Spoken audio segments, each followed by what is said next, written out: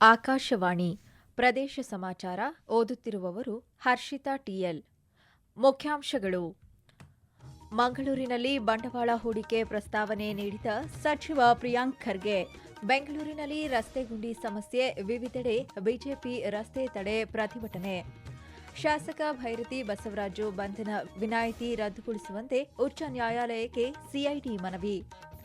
ಮಹಾರಾಷ್ಟ್ರದಲ್ಲಿ ಧಾರಾಕಾರ ಮಳೆ, ರಾಜ್ಯದ ಕೃಷ್ಣಾ ನದಿ ಪಾತ್ರದ ಜಿಲ್ಲೆಗಳು ಜಲಾವೃತ. ಮಂಗಳೂರಿನ ಸಮಗ್ರ ಅಭಿವೃದ್ಧಿಗೆ ರಾಜ್ಯ ಸರ್ಕಾರ ಅಗತ್ಯ ನೆರವು ಒದಗಿಸಲಿದೆ ಎಂದು ಮಾಹಿತಿ ತಂತ್ರಜ್ಞಾನ ಹಾಗೂ ಗ್ರಾಮೀಣಾಭಿವೃದ್ಧಿ ಸಚಿವ ಪ್ರಿಯಾಂಕ್ ಖರ್ಗೆ ತಿಳಿಸಿದ್ದಾರೆ. ಬಿಯಾಂಡ್ ಬೆಂಗಳೂರಿನ ಭಾಗವಾಗಿ ಮಂಗಳೂರಿನಲ್ಲಿಂದು ನಡೆದ ಮಂಗಳೂರು ಟೆಕ್ನೋವಾಂಜಾ 5ನೇ ಆವೃತ್ತಿಯ ಕಾರ್ಯಕ್ರಮದಲ್ಲಿ ಪಾಲ್ಗೊಂಡು ಮಾತನಾಡಿದ ಅವರು, ರಾಜ್ಯದಲ್ಲಿ ಬೆಂಗಳೂರು ಬಿಟ್ಟರೆ ಅತಿ ವೇಗವಾಗಿ ಬೆಳೆಯುತ್ತಿರುವ ನಗರವಾಗಿ ಮಂಗಳೂರು ಗುರುತಿಸಿಕೊಂಡಿದೆ. ಇಲ್ಲಿ ಹೂಡಿಕೆಗೆ ಸಾಕಷ್ಟು ಅವಕಾಶಗಳಿದ್ದು ಉದ್ದಿಮೆದಾರರು ಹೂಡಿಕೆ ಮಾಡುವಂತೆ ಕರೆ ನೀಡಿದ್ದಾರೆ. ದಕ್ಷಿಣ ಕನ್ನಡ ಸಂಸದ ಕ್ಯಾಪ್ಟನ್ ಬ್ರಿಜೇಶ್ ಚೌಟಾ ಮಾತನಾಡಿ, ಮಂಗಳೂರು ಸಾಧ್ಯತೆಗಳ ಸಾಗರವಾಗಿದೆ. ಸಮುದ್ರ ತೀರ, ವಿಮಾನ ನಿಲ್ದಾಣ, ಬಂದರು, ರೈಲ್ವೆ ಎಲ್ಲಾ ಸೌಕರ್ಯಗಳಿದ್ದು ಸಮಗ್ರ ಅಭಿವೃದ್ಧಿಗೆ ಪೂರಕ ವಾತಾವರಣವಿದೆ. ಹೂಡಿಕೆದಾರರಿಗೆ ಅಗತ್ಯ ನೆರವು ನೀಡಲು ಬದ್ಧ ಎಂದು ಹೇಳಿದ್ದಾರೆ. ಮಂಗಳೂರು ಟೆಕ್ನೋವಾಂಜಾದಲ್ಲಿ 600ಕ್ಕೂ ಅಧಿಕ ಪ್ರತಿನಿಧಿಗಳು, 40ಕ್ಕೂ ಅಧಿಕ ಜಾಗತಿಕ ಭಾಷಣಕಾರರು, 70ಕ್ಕೂ ಅಧಿಕ ಸ್ಟಾರ್ಟ್ಅಪ್ ಪ್ರತಿನಿಧಿಗಳು, ಸುಮಾರು 20ರಷ್ಟು ಮಂದಿ ಹೂಡಿಕೆದಾರರು ಭಾಗವಹಿಸಿದ್ದರು. ಬೆಂಗಳೂರು ರಸ್ತೆ ಗುಂಡಿಗಳು ಹಾಗೂ ಮೂಲಸೌಕರ್ಯಕ್ಕೆ ಆಗ್ರಹಿಸಿ ಸರ್ಕಾರದ ವಿರುದ್ಧ ಬಿಜೆಪಿ ರಾಜ್ಯಾದ್ಯಂತ ಪ್ರತಿಭಟನೆ ಹಮ್ಮಿಕೊಂಡಿದೆ. ಬೆಂಗಳೂರಿನಲ್ಲಿ ಪಕ್ಷದ ಶಾಸಕರು ಹಾಗೂ ಕಾರ್ಯಕರ್ತರು ರಸ್ತೆಗಳನ್ನು ತಡೆದು ಪ್ರತಿಭಟನೆ ನಡೆಸಿದರು. ಯಲಹಂಕದಲ್ಲಿ ಶಾಸಕ ಎಸ್ಆರ್ ವಿಶ್ವನಾಥ್ ನೇತೃತ್ವದಲ್ಲಿ ರಸ್ತೆ ತಡೆ ನಡೆಸಿ ಗುಂಡಿಗಳನ್ನು ಮುಚ್ಚುವ ಅಭಿಯಾನ ನಡೆಸಿದರು. ಮಹಾಲಕ್ಷ್ಮಿ ಲೇಔಟ್ನಲ್ಲಿ ಮಾಜಿ ಶಾಸಕ ನರೇಂದ್ರ ಬಾಬು ನೇತೃತ್ವದಲ್ಲಿ ಪ್ರತಿಭಟನೆ ನಡೆಸಲಾಯಿತು. ವಿಧಾನಸಭೆಯ ಪ್ರತಿಪಕ್ಷ ನಾಯಕ ಆರ್ ಅಶೋಕ ನೇತೃತ್ವದಲ್ಲಿ ಕಾರ್ಯಕರ್ತರು ಬಸವನಗುಡಿಯಲ್ಲಿ ಪ್ರತಿಭಟನೆ ನಡೆಸಿದರು. ರೌಡಿ ಶೀಟರ್ ಹತ್ಯೆ ಪ್ರಕರಣಕ್ಕೆ ಸಂಬಂಧಿಸಿದಂತೆ ಶಾಸಕ ಭೈರತಿ ಬಸವರಾಜು ಬಂಧನ ವಿನಾಯಿತಿ ರದ್ದುಗೊಳಿಸುವಂತೆ ಕೋರಿ ಅಪರಾಧ ತನಿಖಾ ಇಲಾಖೆ ಉಚ್ಚ ನ್ಯಾಯಾಲಯಕ್ಕೆ ಅರ್ಜಿ ಸಲ್ಲಿಸಿದೆ. ಮಾಜಿ ಸಚಿವ ಭೈರತಿ ಬಸವರಾಜು ಬೆಂಗಳೂರಿನ ಕೆಆರ್ಪುರಂ ವಿಧಾನಸಭಾ ಕ್ಷೇತ್ರವನ್ನು ಪ್ರತಿನಿಧಿಸುತ್ತಿದ್ದಾರೆ. ಪ್ರಕರಣದಲ್ಲಿ ಶಾಸಕ ಭೈರತಿ ಬಸವರಾಜು ಅವರ ಬಂಧನ ಅಗತ್ಯವಾಗಿದೆ ಹಾಗೂ ಹೈಕೋರ್ಟ್ ಅವರಿಗೆ ಬಂಧನದಿಂದ ವಿನಾಯಿತಿ ನೀಡುವ ಮಧ್ಯಂತರ ಆದೇಶವನ್ನು ರದ್ದುಗೊಳಿಸಬೇಕೆಂದು ವಿಶೇಷ ಸಾರ್ವಜನಿಕ ಅಭಿಯೋಜಕ ಬಿಎನ್ ಜಗದೀಶ್ ಮನವಿ ಮಾಡಿದ್ದಾರೆ. ಮಹಾರಾಷ್ಟ್ರದಲ್ಲಿ ಧಾರಾಕಾರ ಮಳೆಯಾಗುತ್ತಿರುವುದರಿಂದ ಉಜ್ನಿ ಅಣೆಕಟ್ಟೆಯಿಂದ ಹರಿದು ಬರುತ್ತಿರುವ ನೀರಿನಿಂದಾಗಿ ಯಾದಗಿರಿ ನಗರದ ಭೀಮಾ ನದಿ ತುಂಬಿ ಹರಿಯುತ್ತಿದೆ. ಉಜ್ನಿ ಜಲಾಶಯದಿಂದ 7.54 ಲಕ್ಷ ಕ್ಯೂಸೆಕ್ ನೀರು ಹರಿಬಿಡಲಾಗುತ್ತಿದೆ. ಇದರಿಂದ ಸನ್ನತಿ ಬ್ರಿಡ್ಜ್ ಕಮ್ ಬ್ಯಾರೇಜ್ನಿಂದಲೂ 3.50 ಲಕ್ಷ ಕ್ಯೂಸೆಕ್ ನೀರು ನದಿಗೆ ಹರಿಬಿಡಲಾಗಿದೆ. ಕ್ರಸ್ಟ್ ಗೇಟ್ಗಳನ್ನು ಮೇಲಕ್ಕೆ ಎತ್ತಿ ನೀರು ಹರಿಸಲಾಗುತ್ತಿದೆ. ಇದರಿಂದ ನದಿ ಪಾತ್ರದ ಎರಡೂ ಕಡೆಯ ಜಮೀನುಗಳಿಗೆ ನೀರು ನುಗ್ಗಿದೆ. ಹಳ್ಳಗಳಿಗೂ ಪ್ರವಾಹದ ನೀರು ವ್ಯಾಪಿಸಿಕೊಂಡು ಬೆಳೆದು ನಿಂತ ಭತ್ತ, ತೊಗರಿ, ಹತ್ತಿ ಬೆಳೆಗಳು ಜಲಾವೃತವಾಗಿವೆ.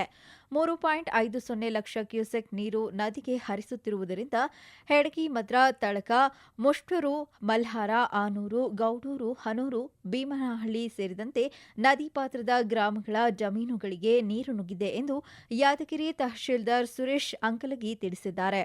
ಜನರು ನದಿ, ಹಳ್ಳಗಳಿಗೆ ಇಳಿಯಬಾರದು ಎಂದು ನಗರಸಭೆ ಅಧ್ಯಕ್ಷೆ ಲಲಿತಾ ಮನವಿ ಮಾಡಿದ್ದಾರೆ. ಶೀಘ್ರವೇ ರೈತರಿಗೆ ಸೂಕ್ತ ಪರಿಹಾರ ಕಲ್ಪಿಸಲಾಗುವುದು ಎಂದು ಯಾದಗಿರಿ ಶಾಸಕ ಚನ್ನಾರೆಡ್ಡಿ ಪಾಟೀಲ ತುನ್ನೂರು ಹೇಳಿದ್ದಾರೆ.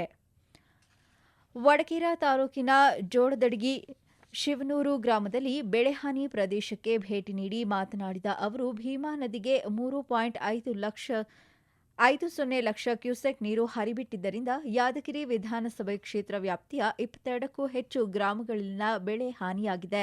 ಸಮೀಕ್ಷೆ ಮಾಡುವಂತೆ ಅಧಿಕಾರಿಗಳಿಗೆ ಸೂಚಿಸಲಾಗಿದೆ ಎಂದು ಸ್ಪಷ್ಟಪಡಿಸಿದ್ದಾರೆ. ಹೆಚ್ಚಿನ ಬೆಳೆ ಪರಿಹಾರಕ್ಕಾಗಿ ಯಾದಗಿರಿ ಜಿಲ್ಲಾಧಿಕಾರಿ ಕಚೇರಿ ಮುಂದೆ ಪ್ರತಿಭಟನೆ ಮಾಡಲಾಗುವುದು ಎಂದು ಯಾದಗಿರಿ ಜಿಲ್ಲೆಯ ಗುರುಮಠಕಲ್ ಮತಕ್ಷೇತ್ರದ ಶಾಸಕ ಶರಣಗೌಡ ಕಂದಕೂರ್ ಸರ್ಕಾರಕ್ಕೆ ಎಚ್ಚರಿಕೆ ನೀಡಿದ್ದಾರೆ.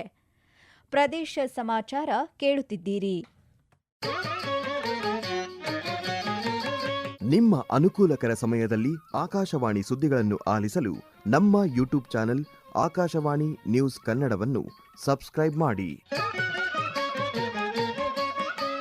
ನಮ್ಮೆಲ್ಲ ಕೇಳುಗರು ನಮ್ಮ ಫೇಸ್ಬುಕ್ ಖಾತೆ ಆಕಾಶವಾಣಿ ಆರ್ಎನ್ಯು ಬೆಂಗಳೂರು ಧಾರವಾಡ ಮತ್ತು ನಮ್ಮ ಟ್ವಿಟರ್ ಖಾತೆ @AIRnews_ಕನ್ನಡವನ್ನು ಅನುಸರಿಸಿ.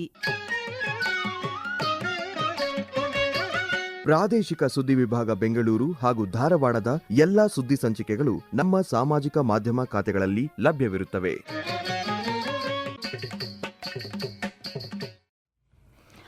ಅಂತರಿಕ್ಷ ತಂತ್ರಜ್ಞಾನದಲ್ಲಿ ಆತ್ಮನಿರ್ಭರತೆ ಕುರಿತಂತೆ ಇಂದು ಸಂಜೆ 5:30ಕ್ಕೆ ಸಂವಾದ ಮೂಡಿಬರಲಿದೆ. ಚರ್ಚೆಯಲ್ಲಿ ಭಾಗವಹಿಸುವವರು ಹಿರಿಯ ವಿಜ್ಞಾನಿ, ಬೆಂಗಳೂರು ನೆಹರು ತಾರಾಲಯದ ನಿರ್ದೇಶಕರಾದ ಡಾ ಬಿಆರ್ ಗುರುಪ್ರಸಾದ್. ಚರ್ಚೆ ನಡೆಸಿಕೊಡಲಿದ್ದಾರೆ ಕೆಸಿ ಶಿವರಾಮ್. ಪೋಷಣ್ ಅಭಿಯಾನವು ಮಕ್ಕಳ ಭವಿಷ್ಯವನ್ನು ಬದಲಾಯಿಸುವ ಶಕ್ತಿಯುತ ಕಾರ್ಯಕ್ರಮವಾಗಿದೆ ಎಂದು ಧಾರವಾಡ ಜಿಲ್ಲಾ ಪಂಚಾಯತ್ ಮುಖ್ಯ ಕಾರ್ಯನಿರ್ವಹಣಾ ಅಧಿಕಾರಿ ಭುವನೇಶ್ ಪಾಟೀಲ ಹೇಳಿದ್ದಾರೆ. ಅಂಗನವಾಡಿ ಕಾರ್ಯಕರ್ತೆಯರು, ಆಶಾ ಕಾರ್ಯಕರ್ತೆಯರು ಮತ್ತು ಆರೋಗ್ಯ ಸಿಬ್ಬಂದಿ ಒಟ್ಟಾಗಿ ಪೋಷಣ್ ಕಾರ್ಯಕ್ರಮದಲ್ಲಿ ನಿರಂತರವಾಗಿ ಶ್ರಮಿಸುತ್ತಿದ್ದಾರೆ. ಇದರಿಂದ ಆರೋಗ್ಯವಂತ ಸಮಾಜ ನಿರ್ಮಾಣಕ್ಕೆ ಸಾಧ್ಯ ಎಂದು ಅಭಿಪ್ರಾಯಪಟ್ಟಿದ್ದಾರೆ. ಪೋಷಣ್ ಅಭಿಯಾನವು ಕೇವಲ ಒಂದು ದಿನಕ್ಕೆ ಮಾತ್ರ ಸೀಮಿತವಾಗಬಾರದು. 100% ಮಕ್ಕಳಿಗೂ ತಾಯಿ ಹಾಲು, 100% ಗರ್ಭಿಣಿಯರಿಗೂ ಪೌಷ್ಟಿಕ ಆಹಾರ ದೊರಕಬೇಕೆಂದು ಹೇಳಿದ್ದಾರೆ.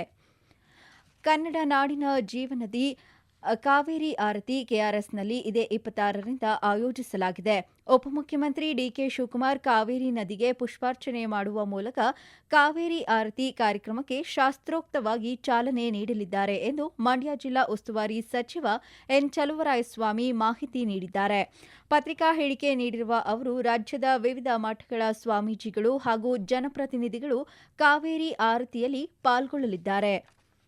ಭಾರತ ಮತ್ತು ಬಹ್ರೈನ್ ನಡುವಿನ ದ್ವಿಪಕ್ಷೀಯ ಆರ್ಥಿಕ ಸಂಬಂಧಗಳನ್ನು ಬಲಪಡಿಸುವಲ್ಲಿ ಮಹತ್ವದ ಮೈಲಿಗಲ್ಲು ಸ್ಥಾಪಿಸಲು ಏಷ್ಯಾ ಅರಬ್ ವಾಣಿಜ್ಯ ಮಂಡಳಿಯು ಡಾ ಕೆಜೆ ಪುರುಷೋತ್ತಮ್ ಅವರನ್ನು ಗೌರವ ವ್ಯಾಪಾರ ಆಯುಕ್ತರನ್ನಾಗಿ ನೇಮಕ ಮಾಡಿದೆ. ಬಹ್ರೈನ್ ರಾಯಭಾರ ಕಚೇರಿ ಮತ್ತು ಪ್ರಮುಖ ಪ್ರಾದೇಶಿಕ ಸಂಸ್ಥೆಗಳೊಂದಿಗೆ ನಿಕಟ ಸಹಯೋಗದೊಂದಿಗೆ ಕಾರ್ಯನಿರ್ವಹಿಸುತ್ತಿರುವ ಏಷ್ಯಾ ಅರಬ್ ವಾಣಿಜ್ಯ ಮಂಡಳಿಯು ಗಡಿಯಾಚೆಗಿನ ವ್ಯಾಪಾರ ಸೌಲಭ್ಯ, ಹೂಡಿಕೆ, ಪ್ರಚಾರ ಮತ್ತು ಉದ್ಯಮಶೀಲತಾ ಉದ್ಯಮಗಳ ಮೇಲೆ ಕೇಂದ್ರೀಕರಿಸಲಿದೆ. ಸ್ಕ್ಯಾನಿಂಗ್ ಸೆಂಟರ್ಗಳಲ್ಲಿ ಸ್ಕ್ಯಾನಿಂಗ್ ನಡೆಸಲು ರೋಗಿಯ ಗುರುತಿನ ಚೀಟಿಯನ್ನು ಕಡ್ಡಾಯವಾಗಿ ಪಡೆದುಕೊಳ್ಳಬೇಕು. ತಪ್ಪಿದ್ದಲ್ಲಿ ಅಂತಹ ಕೇಂದ್ರಗಳ ವಿರುದ್ಧ ಕ್ರಮ ಕೈಗೊಳ್ಳಲಾಗುವುದು ಎಂದು ದಕ್ಷಿಣ ಕನ್ನಡ ಜಿಲ್ಲಾ ಆರೋಗ್ಯಾಧಿಕಾರಿ ಡಾ ಎಚ್ಆರ್ ತಿಮ್ಮಯ್ಯ ಎಚ್ಚರಿಕೆ ನೀಡಿದ್ದಾರೆ. ಜನನಪೂರ್ವ ಲಿಂಗ ನಿರ್ಣಯ ತಡೆ ಕಾಯ್ದೆ 1994ಕ್ಕೆ ಸಂಬಂಧಿಸಿದ ಜಿಲ್ಲಾ ಮಟ್ಟದ ಸಲಹಾ ಸಮಿತಿಯ ಸಭೆಯಲ್ಲಿ ಮಾತನಾಡಿದ ಅವರು, ಜಿಲ್ಲೆಯಲ್ಲಿ ಒಟ್ಟು 189 ಸ್ಕ್ಯಾನಿಂಗ್ ಸೆಂಟರ್ಗಳು ಕಾರ್ಯನಿರ್ವಹಿಸುತ್ತಿವೆ. ಈ ಪೈಕಿ 12 ಸರ್ಕಾರಿ ಹಾಗೂ 177 ಖಾಸಗಿ ಕೇಂದ್ರಗಳಾಗಿವೆ.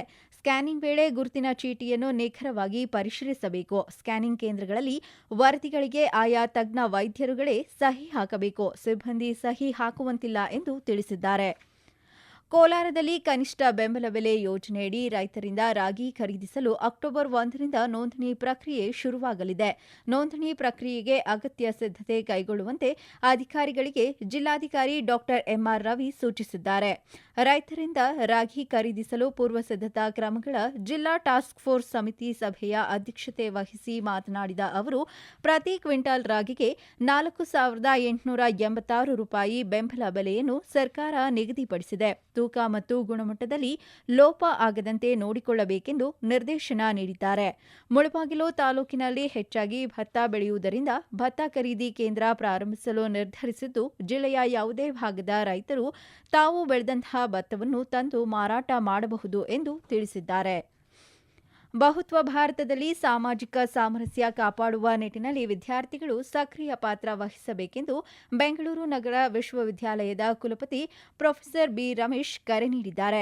ಬೆಂಗಳೂರು ನಗರ ವಿಶ್ವವಿದ್ಯಾಲಯದ ಸೆಂಟ್ರಲ್ ಕಾಲೇಜಿನ ಆವರಣದಲ್ಲಿ ಏರ್ಪಡಿಸಲಾಗಿದ್ದ ಎನ್ಎಸ್ಎಸ್ ಸಂಸ್ಥಾಪನಾ ದಿನಾಚರಣೆ ಕಾರ್ಯಕ್ರಮ ಉದ್ಘಾಟಿಸಿ ಮಾತನಾಡಿದ ಅವರು, ಅನೇಕ ಜಾತಿ, ಧರ್ಮ, ಭಾಷೆ ಹಾಗೂ ಆಚಾರ ವಿಚಾರಗಳ ಆಗರವಾಗಿರುವುದರಿಂದ ಸಮಾಜದಲ್ಲಿ ಸಮುದಾಯದ ಸಹಬಾಳ್ವೆಗೆ ಉಂಟಾಗಿರುವ ತೊಡಕುಗಳನ್ನು ನಿವಾರಿಸಿ ಒಗ್ಗಟ್ಟಿನ ಭಾವನೆ ಮೂಡಿಸುವ ಪ್ರಯತ್ನ ನಿರಂತರವಾಗಿ ನಡೆಯಬೇಕೆಂದು ಅಭಿಪ್ರಾಯಪಟ್ಟಿದ್ದಾರೆ.